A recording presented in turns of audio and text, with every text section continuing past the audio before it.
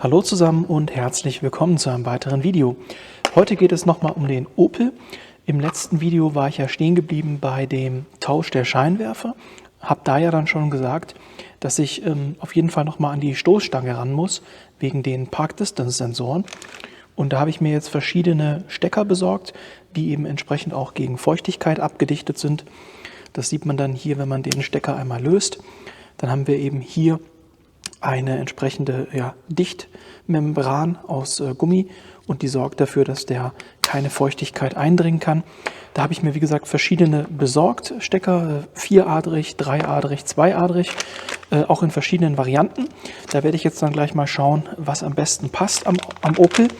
Bedeutet, ich werde die Park-Distance-Sensoren einmal durchtrennen und eben dann nachher diese starre Leitung durch so einen Stecker ersetzen, sodass ich später komfortabel immer mal wieder die Stoßstange abnehmen kann, ohne dass es, wie es jetzt der Fall ist, da alles dranhängt. Zudem werde ich auch die Kabelführung noch mal ein bisschen ändern und den Prellträger auch abnehmen, entrosten, entsprechend mit Vertan behandeln und irgendwann in einem späteren Video zeige ich euch dann, wie das am Ende aussieht. Den werde ich auch noch mal mit so Raptor-Lack, da habe ich mir extra hier so eine kleine Sprühdose Raptor-Lack besorgt.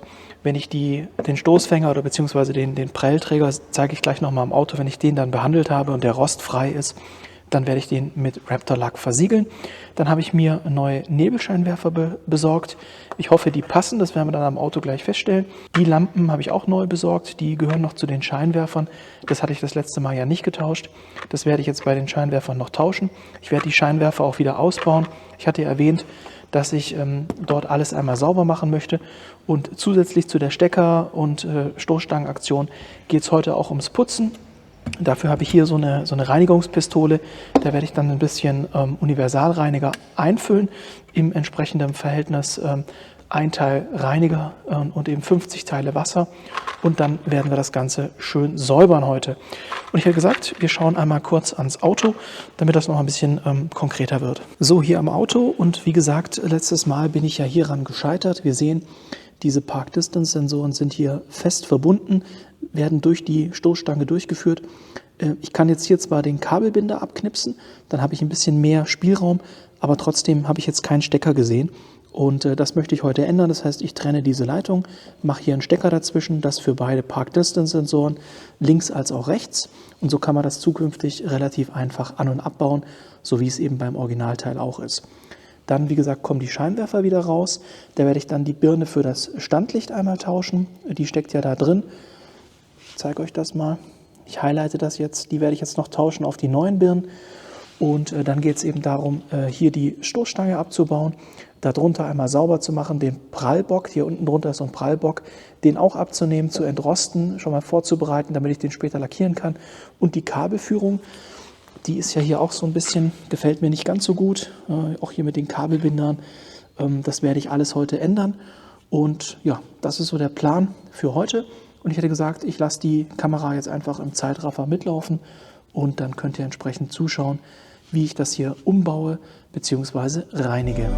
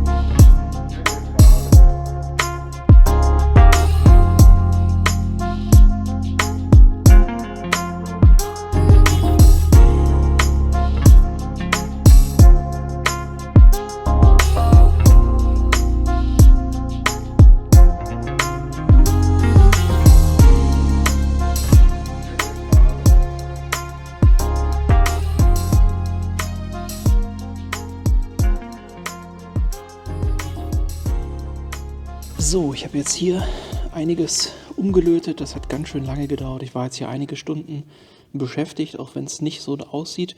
Ich habe ein bisschen kämpfen müssen mit den alten Kabeln. Also zum einen habe ich hier das Kabel neu verlegt. Das geht hier unten an diese nachgerüstete, also ich gehe stark davon aus, dass es nachgerüstet ist, an diese nachgerüstete Park Distance. Und der Stecker war besonders eklig zu löten. Also das Kabel war viel zu lang. Ich habe das jetzt gekürzt und auch hier seht ihr ja so neu ummantelt und auch hier entsprechend lang geführt, dass das alles ordentlich ist. Wie gesagt, war eklig zu löten. Das gleiche Problem hatte ich auch hier unten bei den Park Distance Sensoren. Die habe ich jetzt auch überall mit Steckern versehen. Das heißt, man hat jetzt hier die Möglichkeit, das über so Stecker ganz einfach an- und abzubauen. Problem war aber, dass das ziemlich korrodiert war. Ich habe also sehr viel Flussmittel verwenden müssen, damit das überhaupt funktioniert. Das war echt eklig. Dann habe ich jetzt hier die neuen Nebelscheinwerfer. Die habe ich jetzt noch nicht in der Stoßstange, weil die muss ich noch sauber machen. Wie ihr sehen könnt, bin ich jetzt auch noch nicht dazu gekommen, hier sauber zu machen. Das steht auch noch an. Was ich jetzt noch machen wollte, einmal testen, wie es denn aussieht mit dem Licht, ob jetzt alles noch geht. Also ich meine, hier habe ich ja eigentlich nichts geändert. Also das Kabel ist dasselbe, nur ein neuer Scheinwerfer. Hier mit dem Park Distance, da würde ich auch gerne einmal einschalten wollen, um zu gucken, ob das überhaupt noch funktioniert. Das wird dann natürlich piepsen, weil es ja hier jetzt, ja, wie gesagt, ein Hindernis erkennt, aber das ist okay. Es soll ruhig piepsen, ich will ja nur wissen, ob es geht. Die Scheinwerfer werde ich auch nochmal anschließen, einfach damit das vollständig ist. Hier unten war in der Stoßstange noch so ein kleiner Sensor drin. Da weiß ich gar nicht, wohin der gehört. Ja, und wie gesagt, putzen, also sauber machen, muss ich dann ein anderes Mal. Jetzt ist schon relativ spät. Da kann ich hier nicht mehr ja, so groß rumwursteln und so viel Krach machen. Deswegen, ja, also es war wirklich viel Gelöte. Es sind eigentlich nur 4 Stecker. Aber ja, wie gesagt, dadurch, dass diese Kabel hier so korrodiert waren von den Sensoren, war es echt eklig. Und ich habe das jetzt noch nicht mit Band umwickelt. Also hier habe ich das ja schön mit so einem Band umwickelt. Hier sieht man das mit so einem ja, Gewebeband. Das möchte ich dann hier auch noch machen, dass ich das auch mit Gewebeband umwickel. Aber erst, wenn ich weiß, dass es auch wirklich funktioniert, die Verkabelung. Ich meine, geändert habe ich nichts. Einfach die jeweiligen Farben aufeinander gelegt. Ist eigentlich kein Hexenwerk. Wenn ich nicht total versagt habe, sollte das klappen. Und was ich auch gemacht habe, hier war ja vorher der Stoßfänger. Den zeige ich auch noch mal gleich. Der muss jetzt gerade noch ein bisschen einwirken. Da habt ihr ja vorher gesehen, habe ich was reingeschnitten, dass ich da eben auch das Ganze abgeschliffen, gereinigt und mit Vertan behandelt habe. Das muss ich dann, nachdem es mit Vertan behandelt wurde, nochmal mit Wasser abwaschen und dann kann ich den lackieren. Und da war ja hier dieses Kabel von von diesen Park-Distance-Sensoren. Hier gibt es schon einen schönen Kabelkanal, habe ich gesehen. Da habe ich das Kabel jetzt durchgeführt in den Kabelkanal. Das läuft dann da entlang und kommt, wie gesagt, da hinten dann raus und da sind dann die Stecker dran. So sollte das nachher super einfach sein, die Stoßstange an- und abzubauen. Und jetzt hätte ich gesagt, zeige ich euch einmal den, ich weiß nicht, der Schlossträger ist das nicht, das ist mehr so eine Art Prallbock. Ich dachte auch eigentlich, dass ich vielleicht die ganze Front abnehmen kann. Allerdings geht das hier bei dem Opel scheinbar nicht. Da ist die Front sozusagen in der Karosserie drin. Beim Audi zum Beispiel oder auch beim M2 kann man ja die ganze Front abnehmen und dann den Motor nach vorne rausziehen. Das geht jetzt hier nicht. Das heißt, wenn ich dann den Zahnriemen mache, werde ich wahrscheinlich oben das Kühlerpaket rausnehmen. Das sitzt ja hier. Hier sitzt das Kühlerpaket, damit ich noch ein bisschen mehr Blick habe auf den Zahnriemen. Vielleicht reicht es aber auch hier, die Ansaugung abzubauen. Das muss ich dann mal gucken. Aber wie gesagt, jetzt zeige ich euch mal noch den Prallträger. So, das ist jetzt der Prallträger. Wie gesagt, der ist jetzt schön mit Vertan behandelt auf beiden Seiten. Das muss jetzt mal mindestens 24 bis 48 Stunden einweichen. Dann wird das mit Wasser neutralisiert. Da finden jetzt so chemische Prozesse statt. Das heißt, dass dieser Rost versiegelt wird und der kann dann auch, wenn man das mit dem Vertan behandelt hat und später lackiert, dann arbeitet der Rost nicht mehr durch, sondern irgendein chemischer Prozess findet statt und der Rost oder dieses Rostblühen wird unterdrückt. Habe ich auch beim Camaro verwendet, das Vertan, bin ich sehr zufrieden mit. Und wie gesagt, das ganze Ding habe ich jetzt hier halt eingepinselt. Auch auf der Rückseite natürlich. Ich habe das gereinigt und habe das dann auch noch mal ein bisschen angeschliffen, sodass diese groben Rostpartikel weg sind. So, hier ist jetzt die Stoßstange. Hier kommen dann wieder die Park-Distance-Sensoren rein. Also das definitiv nachgerüstet, habe ich jetzt gesehen, als ich mir das genauer angeschaut habe. Das ist nicht original. Hier dieser Nebelscheinwerfer, die habe ich halt schon am Auto. Den muss ich noch ausbauen. Auf der anderen Seite habe ich den schon ausgebaut. Wie gesagt, den baue ich jetzt irgendwann anders noch ab. Das seht ihr in einem anderen Video, wenn ich dann die Stoßstange auch einmal gereinigt habe und alles wieder zusammenbaue. Die hat tatsächlich auch schon ein bisschen gelitten. Das war mir bisher gar nicht so aufgefallen. So, aber die hat hier eine ganz schöne Delle. Ja, die hat also die besten Tage auch hinter sich, aber gut, so ist das eben. Sauber machen werde ich sie und vielleicht, wenn ich ganz viel Muße habe, spachtle ich das hier auch weg. Dann müsste ich sie halt auch ein bisschen lackieren. Muss ich mal schauen, wie viel Lust ich habe, ja, um das dann nachher umzusetzen. So, hier liegt auch noch mal ein spannendes Teil und zwar ist das der Tank für das Wischwasser. Ich habe jetzt hier ein paar Teile abgebaut, damit ich den wegnehmen konnte, denn der war sozusagen an der Front befestigt, beziehungsweise auch so ein bisschen an der Stoßstange befestigt. Und was ich gemacht habe, da sind zwei so Motoren, also ich denke mal, das sind Pumpen, also nicht Motoren, sondern Pumpen werden das sein. Da habe ich die Stecker gelöst und die andere Pumpe ist noch am Fahrzeug, das können wir uns mal angucken. Da ist auch noch Wasser drin, ich habe den jetzt also nicht leer gemacht. Hier drüben ist die andere Pumpe und da geht dann eben so ein kleiner Schlauch. Das wird wahrscheinlich für die Frontscheibe sein. Ich habe mir dann nicht zugetraut, den da runterzuziehen, weil das ist so lange miteinander verbunden. Ich denke, man sieht das auch. Das war mir einfach zu groß, das Risiko, dass mir das abreißt oder abbricht. Deswegen habe ich dann einfach das hier dran gelassen und einfach nur die Pumpe abgesteckt. Die muss man dann halt wieder anstecken, wenn ich alles wieder zusammenbaue. Die Pumpe wurde dann hier über diesen Stecker mit Strom versorgt. Ich hoffe mal, dass das jetzt keine Katastrophe für ihn ist, wenn ich die Pumpe erstmal abgesteckt lasse. Der Sensor hier drüben, der kann hier rumbammeln. Und jetzt werde ich nochmal die Scheinwerfer einsetzen und dann schaue ich nochmal, wie es lichttechnisch aussieht. Ich schaue mal, ob die Lampen alle noch funktionieren und ich schaue auch mal, was das Park-Distance-System macht. Ob das piepst oder ob das nicht piepst. Strom habe ich jetzt schon wieder drauf. Jetzt schauen wir mal.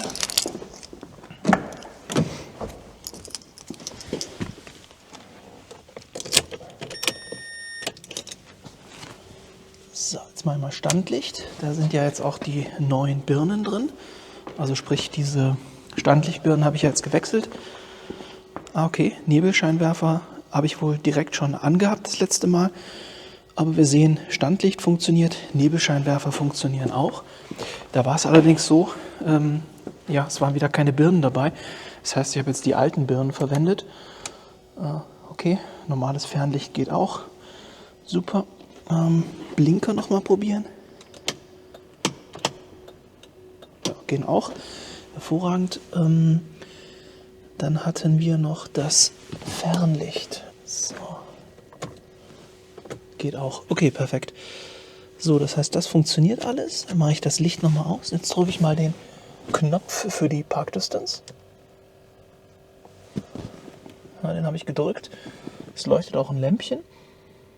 Aber ich höre jetzt nichts piepsen. Da weiß ich allerdings auch nicht, weil ich das System noch nie in Betrieb hatte, ob das überhaupt funktioniert, wenn man den Motor nicht anhat. Kann gut sein, dass das Park Distance nur mit eingeschaltetem Motor oder beziehungsweise mit laufendem Motor geht. Das weiß ich jetzt nicht, aber ich habe den Schalter bedient. Der Schalter ging an. Das sollte passen. Also ich werde es wahrscheinlich eh nicht brauchen, aber es ist nichts explodiert, es gab keinen Kurzschluss. Insofern hätte ich gesagt, hat das alles funktioniert. Dann schauen wir jetzt nochmal etwas genauer im Detail hin, was ich jetzt heute alles gemacht habe. So, also wie vorher erwähnt, habe ich jetzt einige Stunden damit verbracht, mit dem Löten und dem Umlegen des Kabelbaums plus eben auch dem Umbau der Nebelscheinwerfer. Also Umbau nur dahingehend, das hat jetzt wirklich am wenigsten Zeit gekostet mit den Nebelscheinwerfern. Da ist einfach hier hinten so ein kleiner Deckel. Ich lege den mal hier wohin, wo ich den nicht verkratzen kann. Moment. So, ich habe den mal abgesteckt. Also das ist wie gesagt dieser Nebelscheinwerfer, der ist neu. Da ist das Glas eben so, dass es nicht verkratzt ist. Und auf der Rückseite haben wir hier so eine Kappe, die kann man aufdrehen und darunter sitzt dann nochmal eine Birne. Das ist eine H1-Birne, sieht sehr speziell aus. Ich zeige euch die einmal auf der Werkbank. So, jetzt sind wir auf der Werkbank angekommen. Wie gesagt, jetzt dreht man das hier so auf. Ich versuche mal, ob ich das mit einer Hand hinbekomme. Ja, das geht. So. Und dann kann man hier den Deckel anheben. Und darunter sitzt dann eben eine H1-Birne. Der hat hier Plus und Minus. Also Minus hier außen und Plus gehe ich jetzt mal davon aus in der Mitte. Letztendlich ist es auch völlig egal. Den Stecker abziehen, den hier in der Mitte, und dann kommt er an die Birne ran. So, habe ich mal nebendran gestellt. Oh, das gibt's doch nicht. Jetzt geht hier schon dieser Gummischutz weg, aber der Stecker nicht. Ich hasse es. Jetzt hat er. So, dann ist der Stecker weg. Den hier können wir auch mal wegmachen. Dann tun wir uns da leichter. So, und dann haben wir hier, sitzt dann die Birne drunter. Da ist hier so eine Verriegelung, die schiebt man zur Seite, klappt man weg. Und dann kommt hier diese Birne zum Vorschein. Habe ich jetzt so noch nicht gesehen. Steht aber H1 drauf. Hier drüben, ich weiß nicht, ob ihr das auf der Kamera erkennen könnt. Da oben steht H1. Das Ganze ist steht auch irgendwo eine Nummer, eine 55 Watt. Aber ja, keine Ahnung. Wie gesagt, habe ich so auch noch nicht gesehen. Muss ich mir auf jeden Fall neu besorgen. Denn die haben natürlich auch nicht mehr die perfekte Leuchtkraft. Setze ich hier wieder ein, verriegeln, zack. Und dann einfach wieder den Stecker hier anschließen. Sowohl Minus als auch Plus.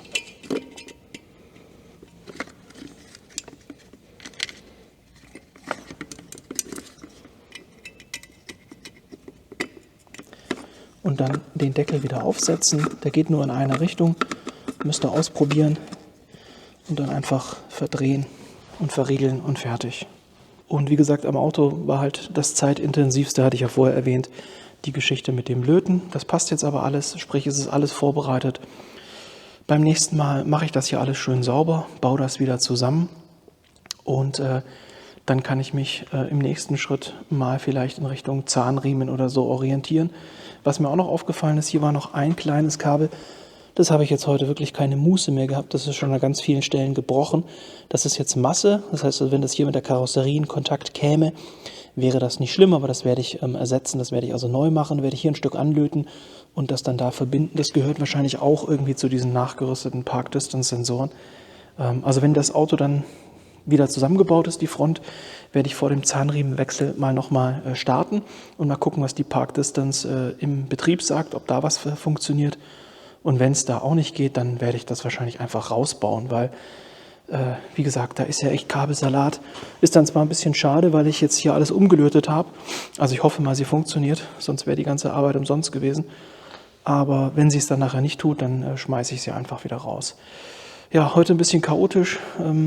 Ich hoffe, es war trotzdem was Hilfreiches dabei. Würde mich freuen, wenn ihr auch im nächsten Video wieder mit dabei seid. Dann, wie gesagt, hoffentlich, dass ich hier zeigen kann, wie das schön geputzt aussieht und wie da alles zusammengebaut ist. Und dann haben wir das abgeschlossen, das Thema, und dann können wir uns der nächsten Geschichte wieder widmen.